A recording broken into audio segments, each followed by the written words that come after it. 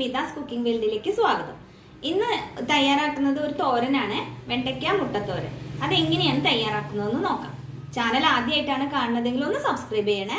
അതിന് വേണ്ടിയിട്ട് ഞാനൊരു 12 വെണ്ടയ്ക്കയാണ് എടുത്തിട്ടുള്ളത്. കഴുകി വട്ടത്തിൽ കനം കുറച്ച് അരിഞ്ഞെടുത്ത് വെച്ചിട്ടുണ്ട്.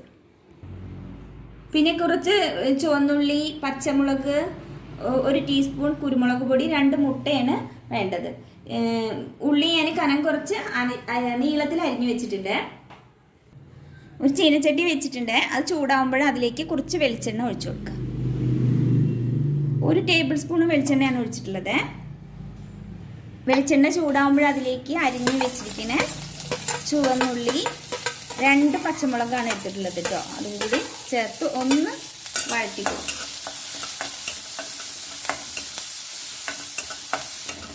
ഉള്ളി ഇങ്ങനെ ഒന്ന് വാടി വന്നാൽ മതി കേട്ടോ. ഇതിന് കളറൊന്നും അല്ലാതെ മാറേണ്ട ആവശ്യമൊന്നുമില്ല.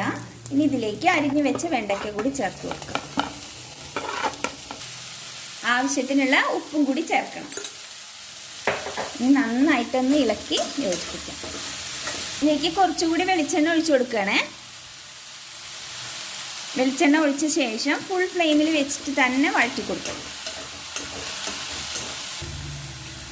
നന്നായിട്ട് ഇളക്കി യോജിപ്പിച്ചിട്ടുണ്ട് കേട്ടോ. ഇനി ഈ ഫ്ലെയിം ഒരു മീഡിയത്തിലേക്ക് മാറ്റിയിട്ട് ഒരു 5 മിനിറ്റ് സമയം അടച്ചു വെച്ച് വേവിക്കും. ഇടയ്ക്കിടയ്ക്ക് ഇതൊന്ന് തുറന്ന് ഇളക്കി കൊടുക്കണം കേട്ടോ, അല്ലെങ്കിൽ ചിലപ്പോൾ അടിയിൽ പിടിക്കും.